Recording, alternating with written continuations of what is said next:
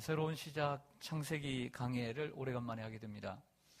새로운 시작 창세기 강해 가운데 오늘은 창세기 14장에 나오는 조카 롯을 구하는 아브라함에 대한 기사 이야기를 가지고 메시지를 전하고자 합니다. 아들처럼 여기고 살았던 조카 롯이 불편한 관계 속에서 삼촌과 이별을 하고 떠나게 됩니다. 아브라함이 선택권을 양보하자 조카 롯이 물이 많고 기름진 땅으로 갔는데 결국 그가 도착한 곳은 소돔이었습니다. 오늘의 이 이야기는 소돔이라고 하는 땅, 그리고 소돔이라고 하는 성, 소돔이라고 하는 이 부족이라고 하는 이 소돔을 중심으로 이야기가 전개되고 있습니다. 당시 조그마한 부족 국가들이 함께 여럿이 모여 살았는데 그들 사이에 많은 전쟁이 빈번하게 이루어졌던 것 같습니다. 오늘 우리가 읽은 본문 창세기 14장 1절에서 16절까지는 세 개의 전쟁 기사가 등장합니다. 우리가 읽다 보면 모르는 나라의 이름과 모르는 왕들의 이름, 생소한 이름들이 기록되어 있지만 잠깐만 들어보시면 아주 정리가 잘 될 것입니다. 먼저는 이 그돌라오멜이라고 하는 왕을 중심으로 한 네 개의 나라가 있었습니다. 이 네 개의 나라가 좀 강한 나라였는데 이 네 개의 부족국가가 연합군을 형성을 해서 소돔과 고모라를 중심으로 한, 그리고 그 근처에 있는 5나라 연합군과 전쟁을 하게 됩니다. 앞에 있는 그 4개의 나라는 좀 더 생소하지만 뒤에 있는 5개의 나라는 그렇게 생소하지 않습니다.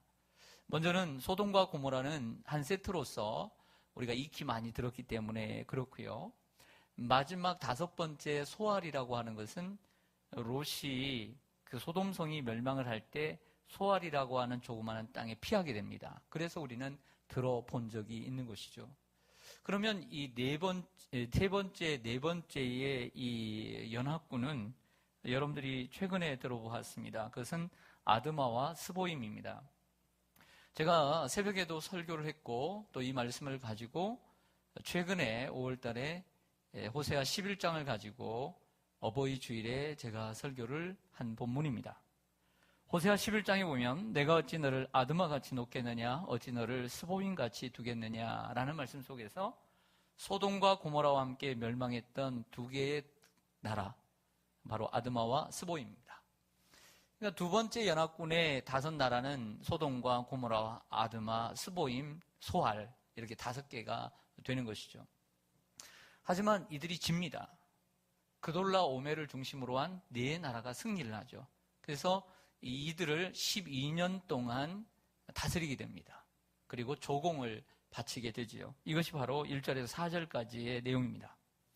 다음 5절에서 12절까지는 두 번째 전쟁 기사를 소개합니다. 그돌라오멜을 중심으로 한 4왕들이 그 세력을 더 확장해 갑니다. 다른 부족들까지 확장해 갑니다. 그런데 이 와중에도 소돔과 고모라를 중심한 이 5명의 왕들이 다시 전쟁 준비를 해서 이 그돌라오멜을 중심으로 한 4나라와 다시 전쟁을 하게 됩니다. 어떻게 되겠습니까? 또다시 졌습니다.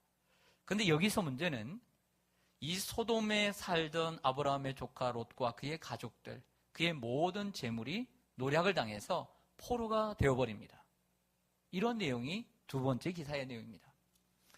13절에서 16절까지는 세 번째 전쟁 기사를 소개합니다. 조카 롯이 잡혀갔다는 소식을 누군가가 이 히브리 사람인 그의 삼촌인 아브라함에게 전해준 것이죠.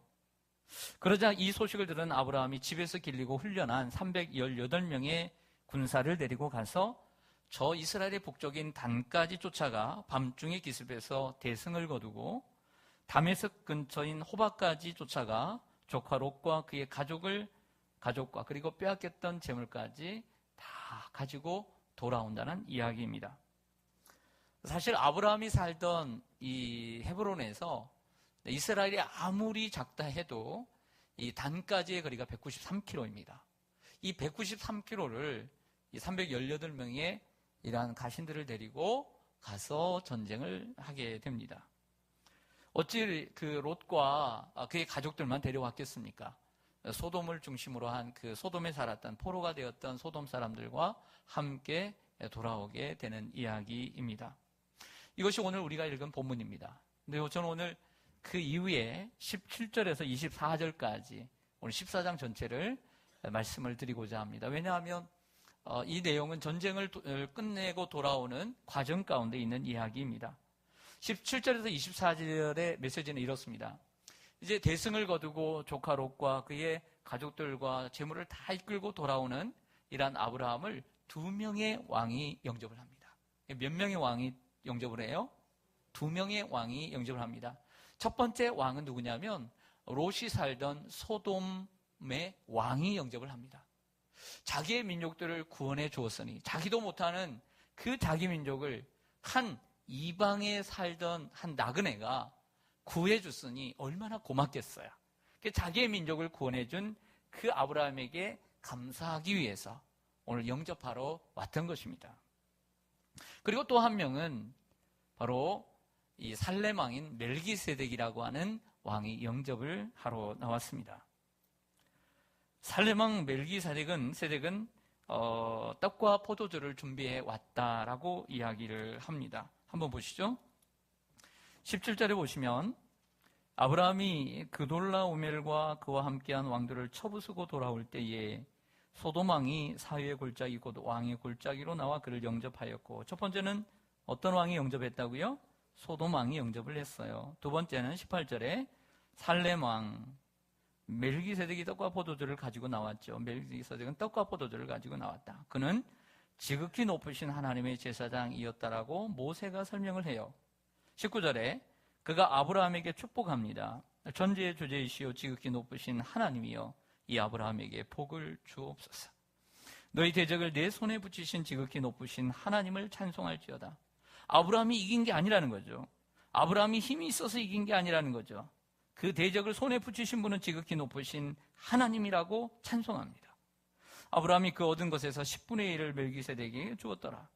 소돔 왕이 아브라함에게 이르되 사람은 내게 보내고 물품은 내가 가지라. 아브라함이 소돔 왕에게 이르되 천지의 주제이시오 지극히 높으신 하나님 여호와께 내가 손을 들어 맹세하노니 내 말이 내가 아브라함에게 치부하게 하였다 할까 하여 내게 속한 것은 실 한 오락이나 들매끈 한 가닥도 내가 가지지 아니하리라. 오직 젊은이들이 먹은 것과 나와 동행한 아넬과 에스골과 마므레의 분깃을 제할지니 그들이 그 분깃을 가질 것이니라. 이런 얘기입니다. 저를 보시죠. 떡과 포도주를 가지고 나왔다는 것은 떡과 포도주는 왕의 진미입니다. 즉 아브라함을 왕처럼 여겼다는 뜻도 되지만 전쟁에 승리하고 돌아오는 그에게 축제와 잔치의 음식을 배설하게 되는 것이죠. 멜기세덱은 지극히 높으신 하나님의 제사장이라고 후에 모세는 이 글을 적으면서 설명해 놓았습니다. 떡과 포도주, 맨손으로 나온 소돔왕. 그래도 소돔왕이 자기의 민족이 붙잡혀갔지만 자기의 민족을 구원해준 그 소돔왕, 얼마나 그 아브라함이 고마워요. 그런데 그 소돔왕은 빈손으로 나왔어요. 하지만 떡과 포도주를 준비한 살렘왕은 차이를 보여줍니다. 떡과 포도주를 준비해서 온 살렘왕 멜기세덱이 대적을 아브라함의 손에 붙이신 하나님을 찬송합니다. 이 말은 즉 318명이 그 네 부족의 그돌라오멜을 중심으로 한 그 네 부족을 이길 수 있겠느냐는 말이에요. 이것은 하나님의 역사였음을 보여주고 있습니다.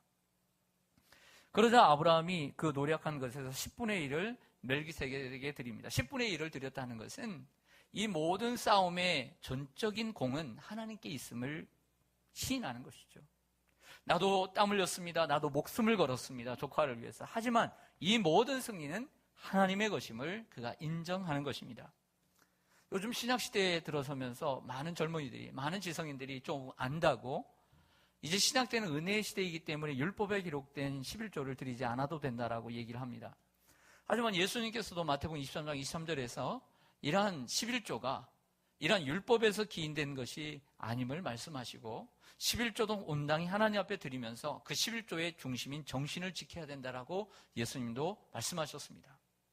오늘 아브라함의 멜기세덱, 즉 히브리서 7장에 나오는 이 멜기세덱, 즉 예수 그리스도를 상징하는 이 멜기세덱에게 드린 것은 하나님께 드린 것인데, 즉 이 아브라함은 주전 2000년 사람입니다. 근데 율법을 기록한 모세는 주전 1500년 전 사람이에요. 그러니까 모세보다 500년 이전의 사람인 것이죠. 그러니까 모세가 율법을 하나님 앞에 받아서 십계명을 기록한 것보다, 아니 그 11조를 드리라는 말씀을 기록한 것보다 이미 아브라함은 그 500년 전에 하나님 앞에 11조를 드렸던 것입니다. 그러므로 우리가 드리는 11조는 율법이 아닙니다. 아브라함의 믿음의 정신을 따라 드리는 것입니다. 자, 이를 보고 있던 소돔 왕이 아브라함에게 이렇게 얘기합니다. 이 소돔 사람들은 내게 보내라. 내 백성들이니까 당연하죠.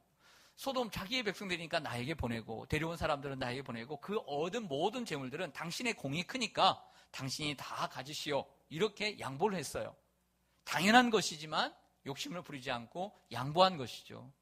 하지만 아브라함이 뭐라고 얘기하냐면 자기는 실 한 오라기도 가지 않겠다는 거예요. 다만 나와 목숨을 함께 하고 수고한 이 젊은 사람들에게는 필요한 양식을 나눠주고, 그 모든 것을 제외하고는 당신이 다 가져가라. 왜? 이 전쟁이 결국 내가 그것을 치부하게 되면 이 공이 나에게 돌아오는 것이고 하나님의 영광을 가로채는 것이기 때문이라고 고백을 하고 있습니다. 끝. 이것이 오늘 본문 내용입니다. 참 간단하죠? 네. 어찌 여기서 끝나게 되겠습니까? 적용하겠습니다. 오늘 14장에는 이러한 세 가지의 전쟁 기사가 나왔습니다. 그런 것처럼 오늘 본문에는 아브라함에게 있는 아브라함이 정치한 승리의 세 가지, 그가 얻은 승리의 세 가지를 찾을 수가 있습니다. 첫째는 롯을 뛰어넘는 승리였습니다. 따라하겠습니다. 롯을 뛰어넘는 승리. 다시 한번요. 롯을 뛰어넘는 승리. 롯은 인간적으로는 조카입니다. 조카이지만 사람이 살다 보면 형제 간에도, 부모와 자식 간에도, 사촌 간에도 감정이 남는 것입니다. 좋지 않게 헤어졌습니다. 심하게는 같은 친척 간에도 원수지간이 생길 수 있습니다. 박해하는 사람, 고통스럽게 하는 사람이 있을 수 있습니다. 롯의 소식을 들은 아브라함은 참 잘됐다 고소해하지 않았습니다. 걱정에 그치지도 않았습니다. 아브라함은 롯에게 관대했습니다. 오래 참음으로 용납하고 관용했습니다. 그가 머리가 좋고 이기적이고 계산적이긴 하지만, 현실적이긴 하지만 가만히 생각해보면 믿음이 적은 사람이에요. 믿음이 성숙하지 못한 신자예요. 온전히 하나님을 믿는 듯 보이지 않아요. 그리고 어떻게 보면 그도 조실부모했어요. 어린 나이에 아버지를 여의고 어머니를 여의고 삼촌을 따라 살았어요. 참 가여운 인생이에요. 그런 면을 보는 것이죠. 비록 자기하고 좀 갈등하면서 싸우고 헤어졌지만 믿음의 사람으로서 그 조카를 불쌍히 여기는 이러한 아브라함을 통해 그가 롯을 뛰어넘는 승리를 거뒀다. 사람과 싸워 이겼다 라고 볼 수 있는 것입니다.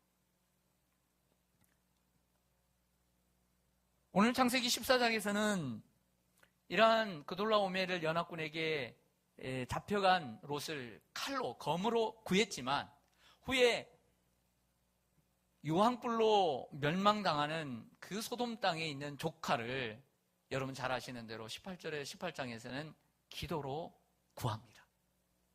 여전히 그 불쌍한 그 조카 롯을 불쌍히 여기고 끝까지 있는 힘을 다해서, 그리고 힘이 없으면 나의 기도를 다해서 하나님 앞에 구하고 그 영혼을 구한 줄로 믿습니다.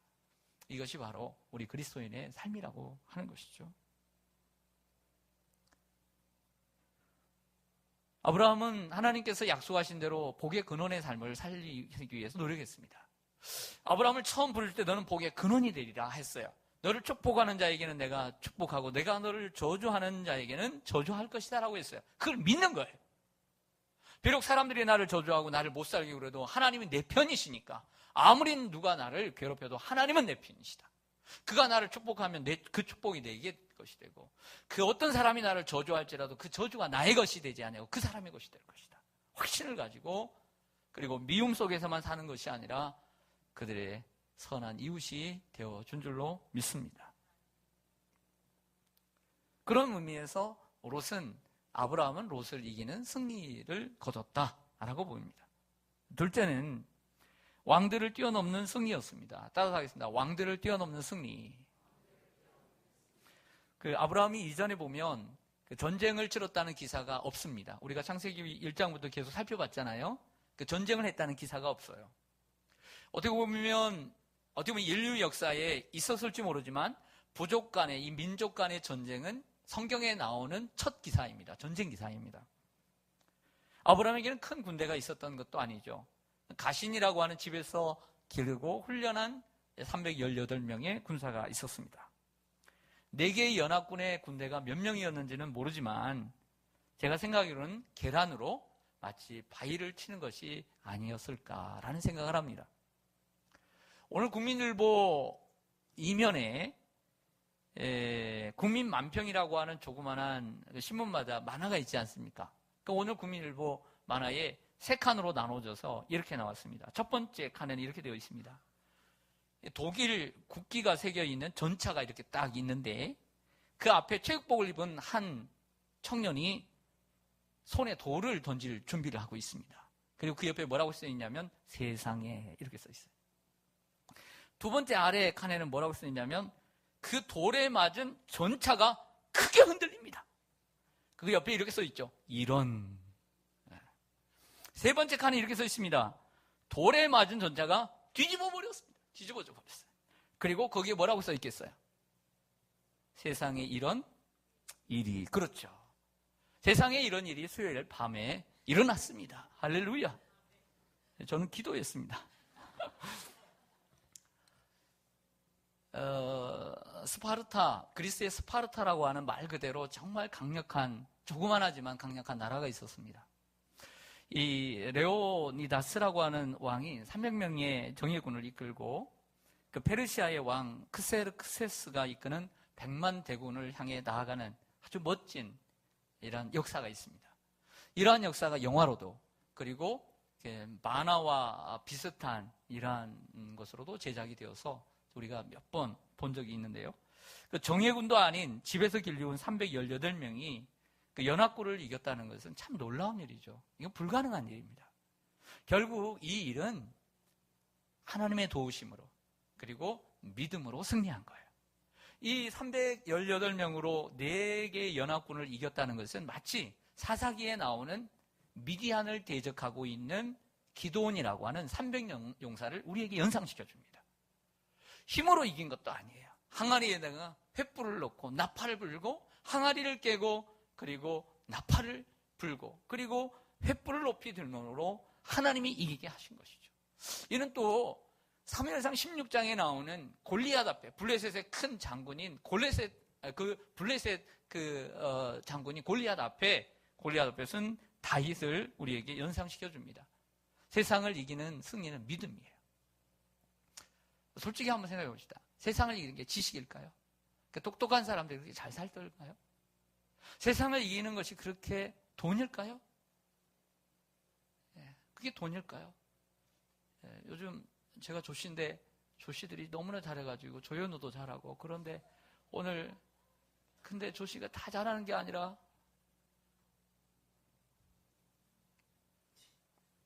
계속 요즘 뉴스에 나오는 큰 회사, 대기업도 조가더라, 조씨더라 이러는 거야. 그래서 기분이 나빴어요. 자랑할 게 없구나. 돈이 있으면 뭐합니까? 모든 삶이 비리예요. 모든 삶이 거짓이에요. 진실이 없어요. 돈이 있으면 뭐합니까? 그 돈으로 세상을 이깁니까? 얼마나 부끄럽습니까? 우리 같은 사람은 사람 취급 안 해요. 그 사람들이. 자기는 우리를 다르다고 봐요. 돈이 세상을 이기는 게 아닙니다. 권력이 세상을 이기는 게 아닙니다. 믿음이 세상을 이기는 것입니다. 세상을 믿음으로 이겨야 합니다. 이게 우리에게 필요한 것입니다. 믿음으로 이겨야 되는 거예요. 요한일서 5장 4절에 말합니다. 세상을 이기는 이것이니 우리의 믿음이니라. 성경이 그냥 뻔으로 기록되어 있지 않다는 것을 우리가 믿는다면 세상을 믿음으로 이겨야죠. 사람들이 뻔으로 읽는 사람들이 있어요. 믿음으로 이겨야죠. 믿음으로. 할렐루야. 믿음으로 이기는 여러분들 되시기를 바랍니다.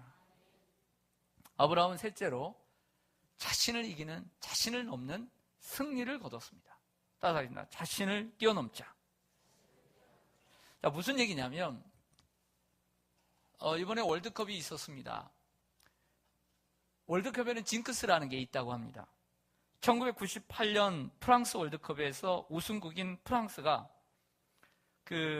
1998년 월드컵의 우승국인 프랑스가 그 다음에 2002년 우리나라에서 열린 한일 월드컵 조별리그에서 탈락하는 수모를 겪었습니다. 2002년 우승국인 브라질이 2006년도 독일 월드컵에서 8강에 머물렀고 2006년 우승국인 이탈리아는 2010년 남아공 월드컵에서 조별리그 16강도 못 올라가고 꼴찌였습니다. 2010년 우승국인 스페인도 2014년 월드컵에서 조별리그 탈락을 경험했고 2014년 우승국인 독일, 저번에 우승국인 독일이 이번 우리 한국 때문에 조별리그 꼴찌를 기록하는 수모를 겪었어요.